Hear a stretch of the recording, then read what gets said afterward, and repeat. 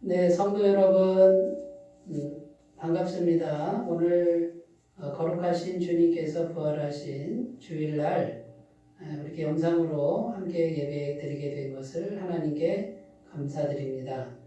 이 시간 경건한 마음으로 예배에 참여해 주시면 감사하겠습니다. 이제 다 같이 경건한 마음으로 묵상기도 드리심으로 7월 19일 예배를 드리겠습니다. 다 같이 기도 드리겠습니다.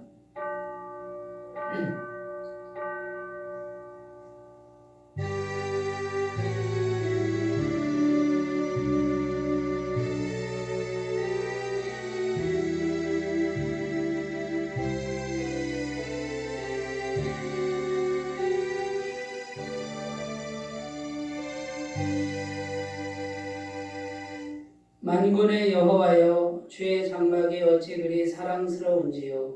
내 영혼이 여호와의 공정을 사모하여 쇠약하며 내 마음과 육체가 살아계시는 하나님께 부르짖나이다.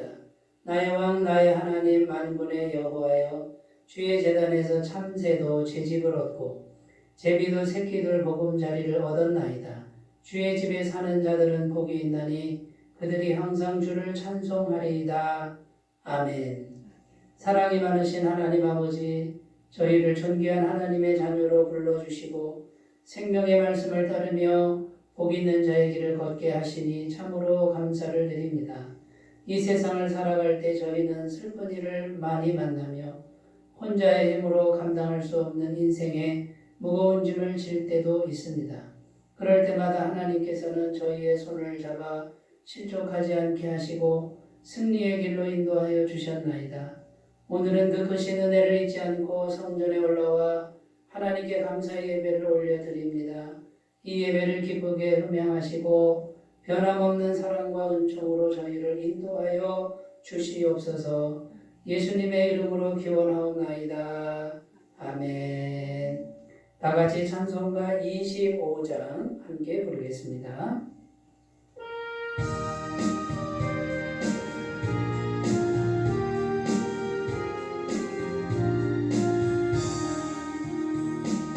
멸류관 벗어서 주 앞에 드리세.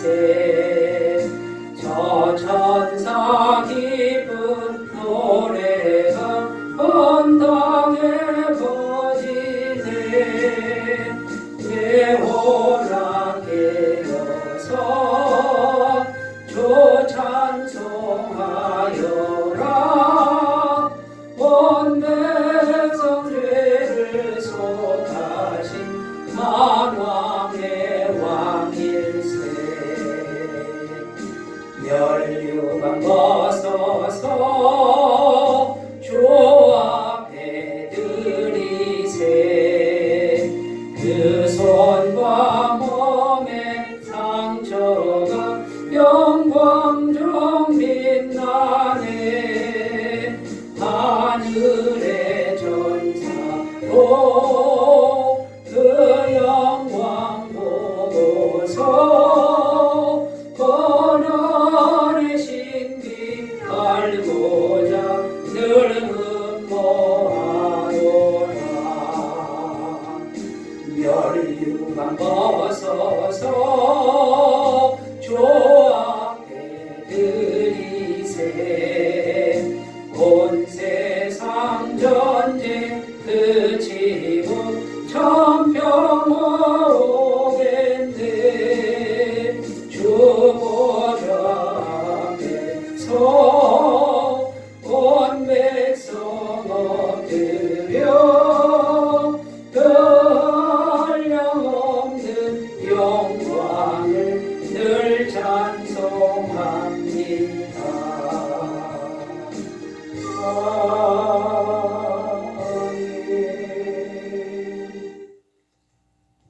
사도신경으로 신앙 고백을 드리겠습니다. 나는 전능하신 아버지 하나님, 천지의 창조주를 믿습니다. 나는 그의 유일하신 아들, 우리 주 예수 그리스도를 믿습니다. 그는 성령으로 잉태되어 동정녀 마리아에게서 나시고 본디오 빌라도에게 고난을 받아 십자가에 못 박혀 죽으시고 장사된 지 사흘 만에 죽은 자 가운데서 다시 살아나셨으며 하늘에 오르시어 전능하신 아버지 하나님 우편에 앉아 계시다가 거기로부터 살아있는 자와 죽은 자를 심판하러 오십니다. 나는 성령을 믿으며 거룩한 공교회와 성도의 교제와 죄를 용서받는 것과 몸의 부활과 영생을 믿습니다. 아멘. 이 시간 우리에게 주시는 하나님 말씀은 사무엘상 16장 7절 말씀입니다. 구약성경 사무엘상 16장 7절 말씀입니다. 구약성경 434페이지에 있습니다.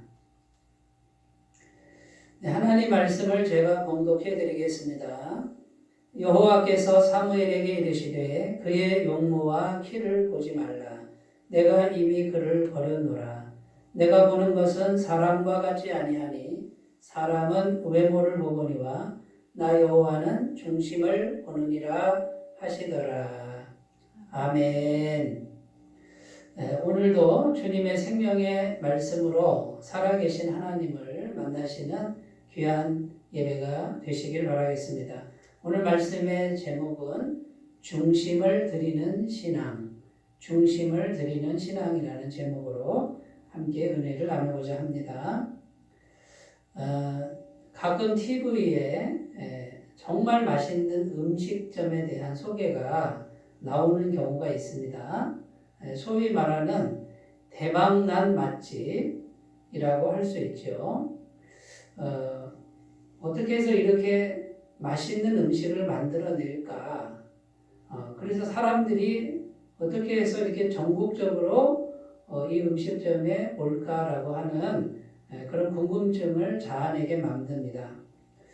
그 TV에서 보면 이제 그 음식점의 그 맛의 비법을 소개하는 이제 그런 프로가 있습니다.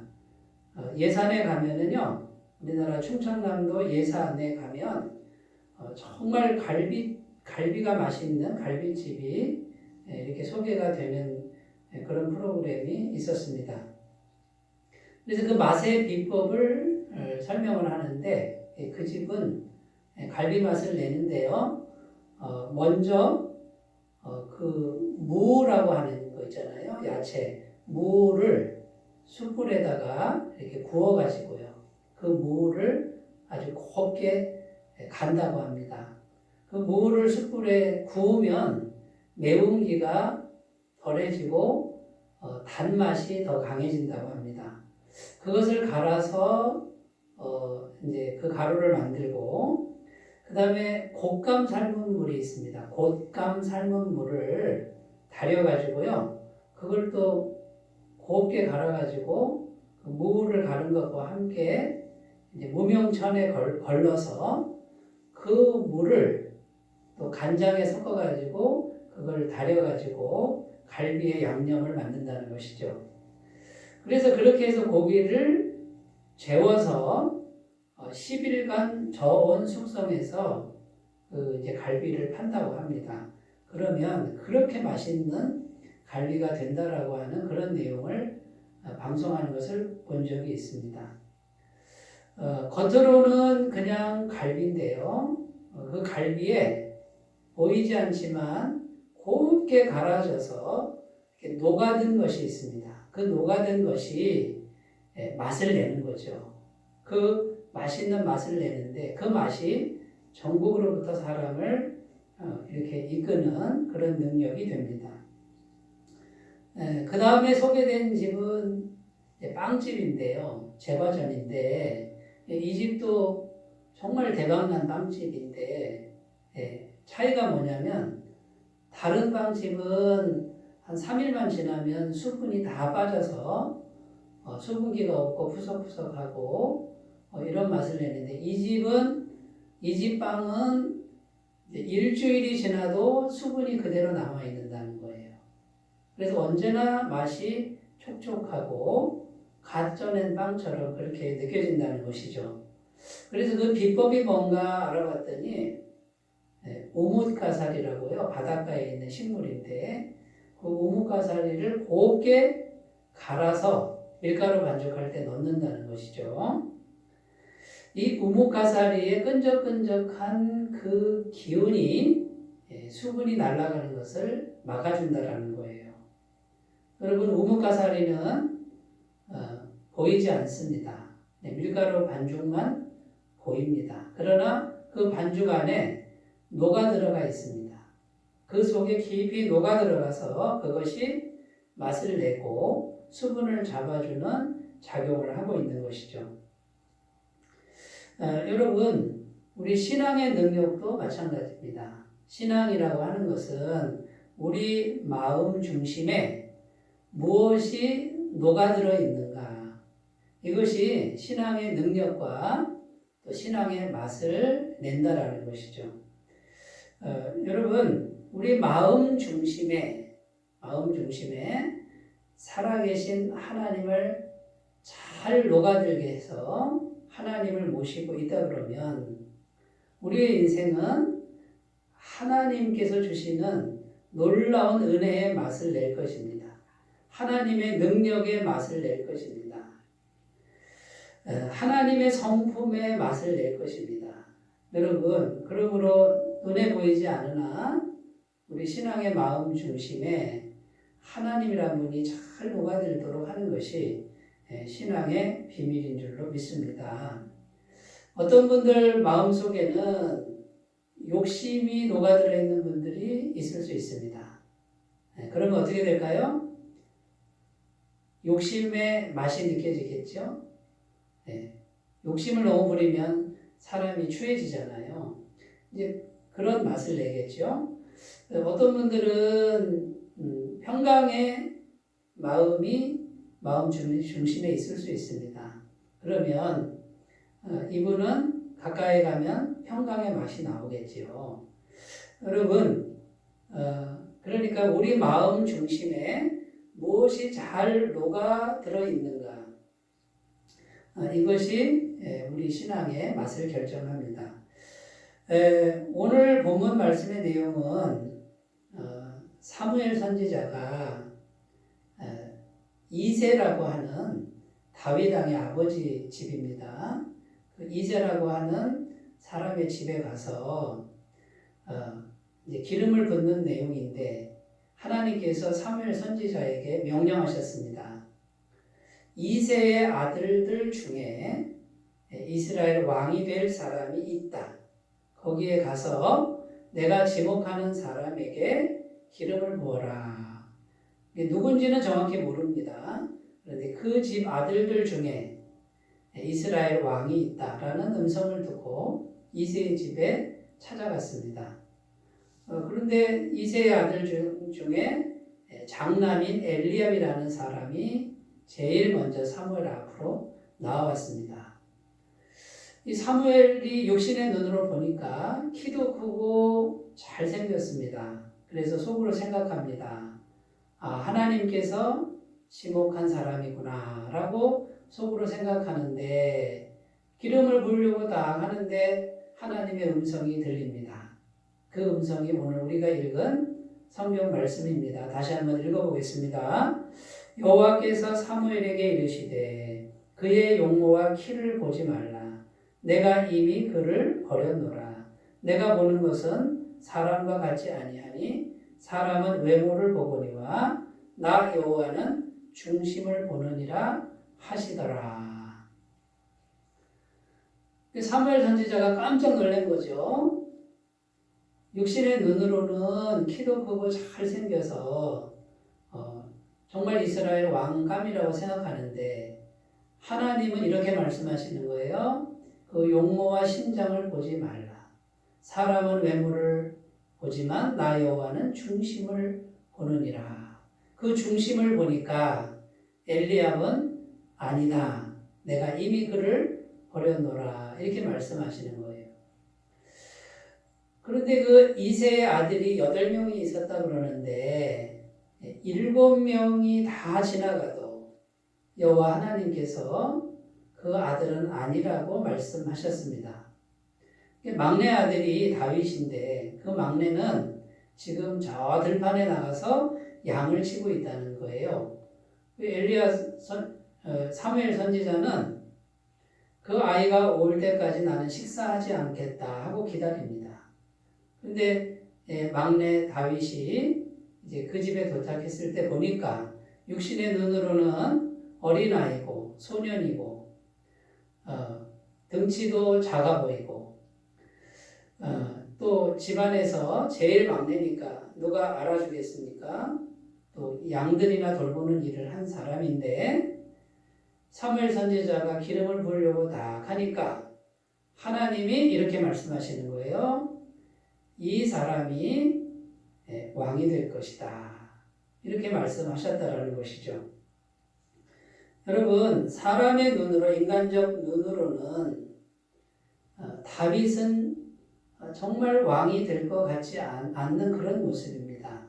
그런데 중심을 보시는 하나님은 이 아이가 이스라엘 왕이 될 것이다. 그리고 하나님은 이미 이 아이는 이스라엘 왕이다 라고 선포하시는 것입니다. 여러분, 다윗 왕이요, 이스라엘의 가장 존경받는 왕입니다. 그런데 이 다윗 왕이 하나님께 왕으로 지목받을 때가 언제인지를 우리가 잘 주목해야 될 필요가 있습니다. 여러분, 다윗이 뭔가 큰 공로나 업적을 세운 때가 아닙니다. 골리앗을 무너뜨리기 전입니다. 그냥 들에서 양치기 소년이었습니다. 그때에 하나님은 이 아이가 이스라엘 왕이다 라고 선포하시는 것이고요. 그 하나님의 말씀은 그대로 성취가 되었습니다.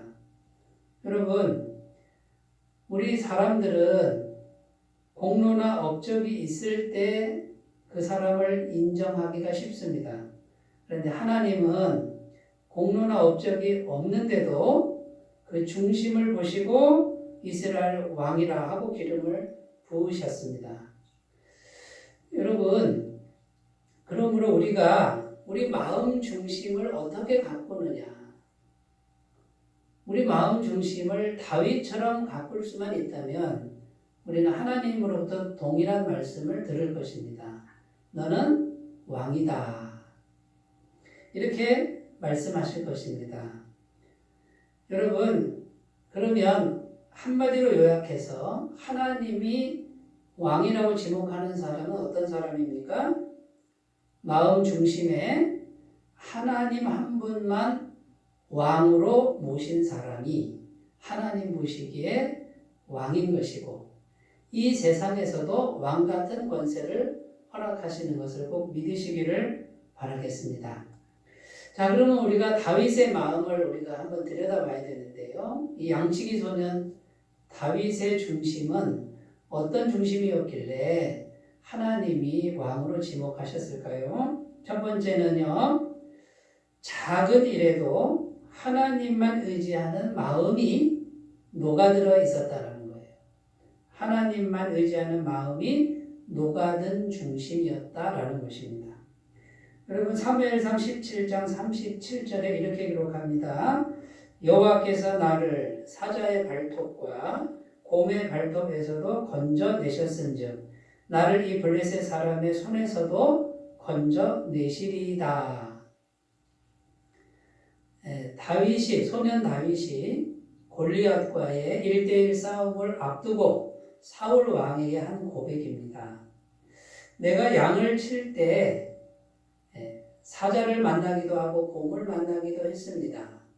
그러나 그때에 나는 하나님을 의지해서 사자를 만났고 곰을 만났습니다. 그때에 하나님께서는 나를 건져내셨습니다. 내가 사자보다 힘도 약하고 곰보다도 더 약합니다만 전능하신 하나님께서 함께 하셔서 나를 건져주셨습니다. 그와 마찬가지로 이 골리앗이라는 블레셋 사람이 정말 거인이고 힘도 세지만 나는 힘이 없지만 하나님이 함께 하셔서 건져내실 것입니다. 라고 고백하는 것입니다. 다윗은 어떤 마음으로 양을 돌보았습니까? 그 양치기 일은 가정에서 제일 막내가 하는 일이었습니다. 누구도 하기 싫은 귀찮고 지저분한 일 중에 하나였습니다. 그런데 그 일을 할 때에 다윗은 오직 하나님을 의지해서 했다라고 고백하는 것입니다. 여러분, 하나님만을 의지하는 그 마음이 큰 일에만 그런 게 아니고 작은 일에도 하찮은 일에도 하나님만 의지하면서 했다라는 것을 보여주고 있습니다. 하나님만 의지하니까 하나님께서 도와주신 것입니다. 여러분, 우리가 어떤 일을 하든지 작은 일을 할 때에 하나님만 의지하는 그 습관은 큰 일을 할 때에도 그대로 나타날 것입니다. 그런데 반대로 작은 일을 할 때 하나님을 의지하지 않는 사람은 큰 일을 할 때에도 하나님을 의지하는 마음이 되지 못할 것입니다. 여러분, 하나님이 우리에게 원하시는 것은 우리가 큰 일을 하는 것이나 우리가 능력이 있는 사람이 되는 것이 아니고 하나님만을 의지하는 것인 줄로 믿습니다. 하나님만 의지하면 능력은 하나님께 있습니다. 하나님은 전능하십니다. 하나님을 의지하면 전능하신 능력으로 하나님은 우리를 반드시 도와주실 것입니다. 여러분, 우리가 필요한 모든 것은 하나님께 있습니다. 하나님만 의지하는 마음 중심이 녹아들어 있다면 하나님께 있는 모든 능력은 우리를 위해서 사용하실 것입니다.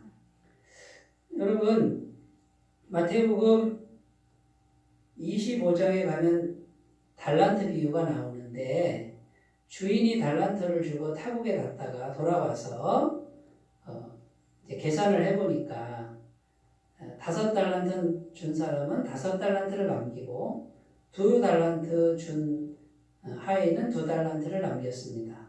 그때 주인이 똑같이 칭찬합니다. 착하고 충성된 종아, 잘하였도다. 내가 적은 일에 충성하였으며 큰 일도 내게 맡기리니 내 주인의 즐거움에 참여할지어다. 여기 보시면 주인이 하인을 칭찬하는 내용이 이런 겁니다. 작은 일에 충성하였으며. 여러분, 지금 하나님께서 찾으시는 마음 중심은 어떤 것입니까? 작은 일에 충성한 중심을 찾고 계신 줄로 믿습니다. 내가 작은 일에 충성하였음에 큰 일도 내게 맡길 것이다 라고 약속하고 있습니다. 여러분, 우리에게 어떤 일이 주어질 때 그 일이 정말 작은 일일 수 있습니다. 하찮은 일일 수 있습니다. 그런데 하나님께서는 이렇게 말씀하십니다. 그 일을 할 때에 오직 하나님만 의지하는 마음 중심으로 그 일을 해 나가라고 말씀하고 있는 줄로 믿습니다. 그러면 하나님이 이렇게 말씀하시는 겁니다. 왕이신 하나님을 전적으로 의지하는 중심을 가진 너는 왕이다. 왕이신 하나님이 함께하니까 왕이신 하나님이 함께하시는 사람은 왕이고 왕의 권세를 가졌느니라. 이렇게 말씀하시는 음성을 오늘 꼭 들으시기를 바라겠습니다. 창세기 39장 요셉의 이야기가 나오잖아요. 야곱의 11번째 아들 요셉이 애굽의 보디발 장군 집에 노예로 팔려갑니다. 이 아이도 어린아이였습니다. 이 아이는 그저 노예였습니다. 아무 권세도 없고 보호해줄 사람도 없었습니다. 그런데 성경은 이렇게 기록합니다. 창세기 39장 2절에 여호와께서 요셉과 함께 하심으로 요셉이 형통한 자가 되었다고 말씀하고 있습니다. 여러분, 육신의 눈으로 요셉은 노예였습니다. 언제 주인이 죽여도 할 말이 없는 그런 신세입니다. 보호해줄 사람이나 배경이 아무것도 없었습니다. 그런데 성경은 이렇게 말합니다. 여호와께서 함께 하셨다라고 말합니다. 여호와께서 어떻게 함께 하십니까? 요셉의 마음 중심이 하나님 한 분만 의지해서 노예의 일을 감당한 것입니다.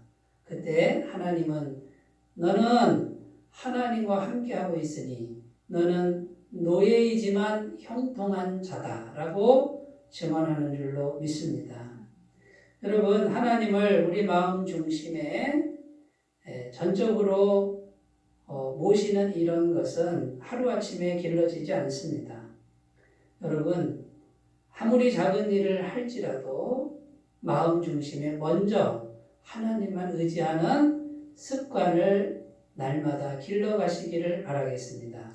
그러면 모든 지각에 뛰어난 하나님께서 그 마음을 지각하시고 함께 하셔서 왕같은 은혜와 능력을 베풀어 주실 줄 믿습니다. 자, 다윗의 마음 두 번째입니다. 다윗은요, 하나님의 말씀이 녹아든 중심을 가졌다라는 것입니다. 다윗은요, 왕이 됐을 때 언제든지 제사장에게 명령을 내립니다. 지금 내가 이 일을 할지 말지를 여호와께 가서 물어라. 여호와께서 하라 그러면 할 것이고 여호와께서 하지 말라 그러면 안 할 것이다. 그래서요, 이 제사장이 명을 받아서 하나님께 가서 묻습니다. 그때에는 대제사장 앞에 이 에봇 속에 우림과 둠밈이라고 하는 하나님의 뜻을 묻는 기구가 있었다고 합니다. 그러면 제사장이 하나님 앞에 가서 묻습니다. 거기에 나온 결과대로 왕에게 보고합니다. 그럼 다윗 왕은 하나님의 말씀이니까 나는 무조건 순종한다. 이렇게 했던 왕이 다윗 왕입니다. 아무리 불리해도 하나님 말씀이라면 순종했습니다. 아무리 유리해도 하나님의 말씀이 아니면 다윗은 따르지 않았습니다. 다윗은 언제나 하나님의 말씀이 마음 중심에 녹아들어 있었습니다. 그래서 그 말씀대로 행한 왕으로 알려져 있습니다. 여러분, 말씀이 마음 중심에 있는 게 왜 그렇게 중요합니까? 말씀은 곧 하나님이시기 때문에 그렇습니다. 요한복음 1장에 보면은요, 1장 1절 이하에 보면 태초에 말씀이 계시니라 이 말씀이 하나님과 함께 계셨으니 이 말씀은 곧 하나님이시니라 이렇게 고백하고 있습니다. 여러분, 하나님의 말씀은 곧 하나님입니다. 하나님의 말씀하셨으면 하나님이 책임지십니다. 하나님이 말씀하신 것은 하나님이 반드시 성취하십니다. 하나님의 말씀은 곧 하나님이십니다. 그러므로 말씀을 마음 중심에 간직한 사람은 하나님을 모신 것과 같습니다. 하나님이 마음 중심에 있으니 하나님이 통치하시고 다스리시는 인생이 되는 줄로 믿습니다. 여호수아 1장 7절 8절에 보면 모세가 이제 죽을 날이 가까워 왔는데 여호수아를 후계자로 임명하고 여호수아에게 정말 마지막 유언 같은 당부를 합니다. 그 내용이 이렇게 기록되어 있습니다. 오직 강하고 극히 담대하여 나의 종 모세가 내게 명령한 그 율법을 다 지켜 행하고 우로나 좌로나 치우치지 말라. 그리하면 어디로 가든지 형통하리니 이 율법책을 내 입에서 떠나지 말게 하며 주야로 그것을 묵상하여 그 안에 기록된 대로 다 지켜 행하라. 그리하면 내 길이 평탄하게 될 것이며 내가 형통하리라. 여러분, 여호수아에게 모세가 당부한 것도 이 말씀이고 여호수아가 기도할 때 하나님이 재차 확인한 것도 말씀을 마음 중심에 두고 그 말씀을 따라가라는 내용이었습니다. 그러면 마음 중심이 왜 중요합니까? 이 마음 중심이 하나님의 말씀이 다스리는 중심이 되는 것이죠. 그러면 마음 중심에 하나님이 계신 것과 같습니다. 우리 마음에는 여전히 죄의 세력이 여전히 있습니다. 그 죄의 세력이 우리 마음 중심을 지배하고 다스리려고 합니다. 그럼 우리는 어떻게 해야 됩니까? 하나님의 말씀을 자꾸 받아들이고 그 말씀을 묵상해서 그 말씀이 내 마음 중심을 지배하도록 만드는 겁니다. 그러면 하나님이 통치하시는, 하나님이 오셔서 죄의 세력을 지배하고 다스리는 놀라운 은혜가 있는 삶이 될 줄로 믿습니다. 시편 1편은 이렇게 기록합니다. 복 있는 사람은 여호와의 율법을 즐거워하여 그 율법을 주야로 묵상하는 자로다. 저는 시냇가에 심은 나무가 시절을 쫓아 과실을 맺으며 그 잎사귀가 마르지 아니함 같으니 그가 하는 모든 일이 다 형통하리로다. 어떻게 모든 일이 다 형통합니까?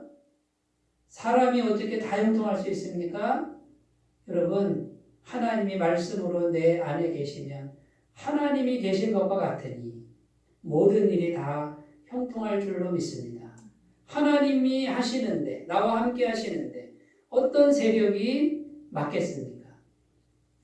여러분, 다윗 왕은 언제든지 하나님의 말씀이라면 손해가 보더라도 피해를 입더라도 생명이 위태로워도 하나님의 말씀이라면 끝까지 따라가는 그런 마음 중심으로 평생을 살았던 왕입니다. 여러분, 말씀이 녹아들어 있는 중심을 가진 분을 향하여 우리 하나님은 너는 왕이다 라고 말씀하십니다. 너의 마음 중심에 말씀이 있느냐? 너는 왕 같은 권세를 가진 존재다 라고 말씀하는 줄로 믿습니다. 자, 어떤 분들은 말씀을 내 힘으로 지키려고 합니다. 말씀을 바깥에 두고 내가 열심히 노력해서 지키려고 합니다. 여러분, 내가 말씀을 지키면 그것은 참 힘든 일이고 불가능한 일입니다. 여러분, 어떻게 하면 됩니까? 말씀을 마음에 간직하는 겁니다. 받아들이고 말씀을 자꾸 들으셔야죠. 받아들이고 깊이 묵상하시는 분들은 처음에는 말씀이 작은 것 같으나 말씀이 계속해서 살아있는 분들은 말씀이 점점 커져서 우리의 마음 중심을 지배하고 우리의 인생을 통치해 갈 줄로 믿습니다. 자, 마지막 세 번째입니다. 우리 마음 중심에 있어야 될 것이 뭐냐면요. 예수 그리스도의 피 묻은 복음이 마음 중심에 녹아 있어야 된다는 것입니다. 여러분, 예수님의 피 묻은 복음은 우리 마음 중심에서 어떤 역할을 합니까? 날마다 죄의 세력이, 죄의 생각이, 우리의 육적인 욕구가 계속 올라오는데 예수님의 피 묻은 복음은 이렇게 말합니다. 그 죄값을 예수님이 다 지불했다. 영원토록 지불했다. 오늘도 지불하고 내일도 지불하고 모레도 지불하고. 너는 하나님과의 관계에서 막힌 것이 없다라고 말씀하시는 겁니다. 여전히 죄가 있어도 예수님의 보혈이 있으니까 하나님의 은혜가 계속 공급되고 하나님의 성령이 충만하게 너의 마음에 역사한다라고 말씀해 주는 것이 예수님의 피 묻은 복음입니다. 여러분, 여전히 우리는 구원받은 이후에도 죄의 세력이 있습니다만 여전히 예수님의 보혈이 있으므로 완벽한 죄사함으로 말미암아 성령의 능력이 계속해서 공급되는 존재인 줄로 믿습니다. 이 예수님의 피 묻은 복음이 마음 중심에 녹아있는 사람은 계속해서 하나님의 은혜 속에 있는 것이고 성령의 전능하신 능력의 공급을 받는 심령인 줄로 믿습니다. 여러분, 이렇게 예수님의 피 묻은 복음이 있을 때 하나님의 영인 성령께서 계속해서 우리 마음 중심에 들어오십니다. 그리고 시간이 지나면 지날수록 점점 충만해지는 것이죠. 그래서 우리 속에 있는 죄의 세력을 실제로 다스려 나갑니다. 이제 계속해서 예수님의 복음을 마음에 녹아들게 하면요, 하나님의 성령께서 예수님의 보혈을 통해서 계속해서 들어와서 우리 속에 있는 죄의 세력을 이기는 그 순간이 옵니다. 이 죄의 세력은 죽을 때까지 없어지진 않지만 성령의 능력이 우리의 마음의 정욕이나 욕심이나 죄의 세력을 통제하고 다스리는 그 단계가 옵니다. 그러면 우리의 영혼이 1차적으로 평안을 경험하고요, 이제는 근심, 걱정, 염려로부터 자유해집니다. 하나님의 성품이 계속해서 들어옵니다. 자, 이 상태가 되면 우리의 환경에도 변화가 일어납니다. 우리 마음을 통해서 하나님의 영이 환경에도 역사하시는 거죠. 여러분, 그래서 마음 중심이 이렇게 중요합니다. 여러분, 우리의 영혼은 마음 중심에 달렸습니다. 영혼의 구원이 마음 중심에 달렸고요. 우리 인생의 성공과 실패가 우리 마음 중심에 달려 있습니다. 우리 마음 중심을 하나님께 온전히 드리기만 하면 하나님께서 우리 마음 중심에 오셔서 왕같은 권세를 주십니다. 마귀를 이길 능력을 주십니다. 죄의 세력을 이길 성령의 능력을 주십니다. 여러분, 중심을 드리는 신앙을 갖고 가시길 바라겠습니다. 다윗처럼 큰 업적을 이루어야만 되는 게 아닙니다. 뭔가 대단한 일을 해야 되는 게 아닙니다. 내가 양치기 소년이라도, 내가 어리고 연약할지라도, 나는 집에서 허드렛 일을 할지라도 하나님 한 분만 의지하는 마음을 가꾸시고 오직 하나님의 말씀을 마음에 늘 간직하고 말씀을 소중히 지켜나가고 묵상하고 예수님의 피 묻은 복음이 내 안에서 살아있게 하고 녹아들게 하는 중심을 가꾸시면 다윗과도 같은 위대한 하나님의 종으로, 위대한 하나님의 왕으로 쓰임받게 될 줄로 믿습니다. 이 은혜가 모든 성도님들께 있기를 바라겠습니다. 기도하겠습니다. 하나님 아버지, 하나님께서는 소년 다윗에게 왕 같은 기름 부으심을 허락하여 주셨습니다. 그리고 실제로 왕이라고 선포해 주셨습니다. 하나님, 인간적 눈으로 봤을 때 다윗은 정말 왕 같은 모습이 보이지 않습니다. 나이도 어리고 연약하고 또 하나님 양을 치다 와서 남루한 모습입니다. 경륜도 없습니다. 업적도 없습니다. 스펙도 없습니다. 그런데 하나님은 마음 중심을 보시고 너는 왕이다라고 선포해 주셨습니다. 주님, 우리가 우리의 마음 중심을 오직 하나님 한 분만으로 채우고 주의 말씀만으로 가득 차게 하고 예수님의 피 묻은 복음으로 충만하게 하면 우리도 왕인 줄로 믿습니다. 주님, 이 영적 시각을 열어주시고 이 진리를 믿게 해주시고 전능하신 하나님이 우리와 함께 하시는 길로 인도해 주옵소서. 마음 중심이 중요하다고 말씀하셨으니 우리의 마음 중심을 온전히 드리는 신앙으로 날마다 성장하게 하여 주옵소서. 예수님의 이름으로 기도드립니다. 아멘. 찬송가 259장 부르겠습니다.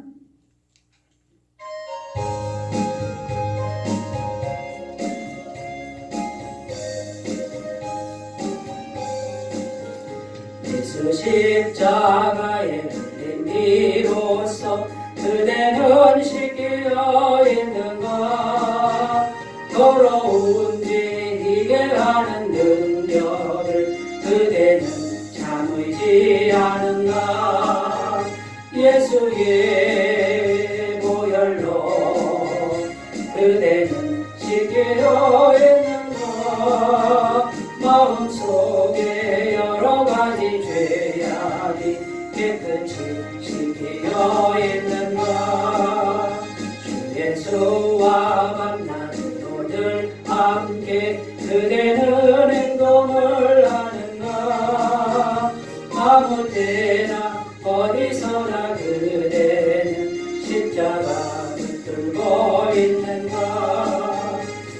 예수의 모양도 그대는 시계여 있는가 마음속에 여러가지 죄악이 깨끗이 씻기어 있는가 주님 예수 다시 그대는 영접할 예복이 있는가 그대 몸은 거룩한 곳 천국에 들어갈 준비가 됐는가 예수의 모혈로 그대는 시기어 있는가 마음속에 여러가지 죄악이 깨끗이 씻기어 있는가 모든 죄에 더러워진 예복을 주 앞에 지금 다 벗어서 샘물같이 솟아나는 모혈로 눈보다 너희게 씻으라 예수의 모혈로 그대는 시기어 있는가 마음속에 여러가지 죄악이 깨끗이 씻기어 있는가.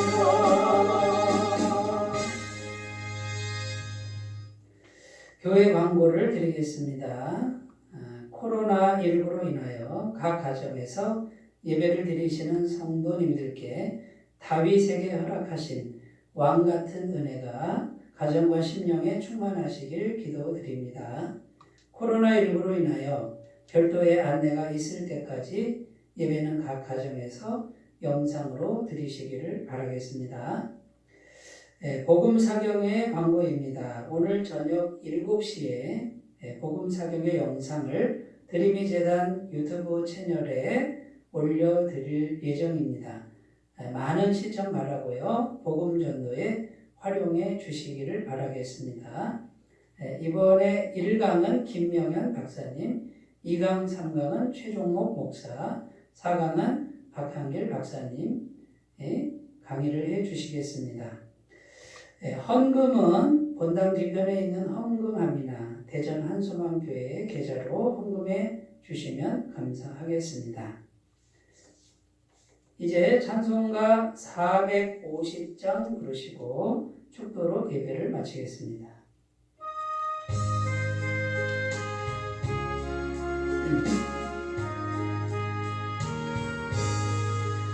내 평생 소원이가 주의 하다가 그 세상 이별하는 날 주 앞에 가리라 꿈같이 헛된 세상일 취할 것 뭐냐 대서원만 하여도 헛된 것뿐일세 돌같은 시험 많으나 겁내지 맙시다 거저에 걷는 그 신이 이기고 남겠네 금보다 귀한 믿음은 참법에 되도다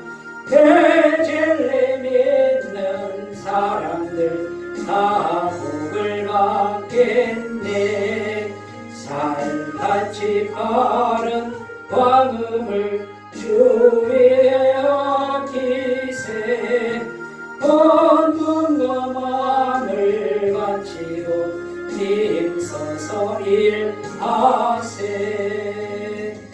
아멘.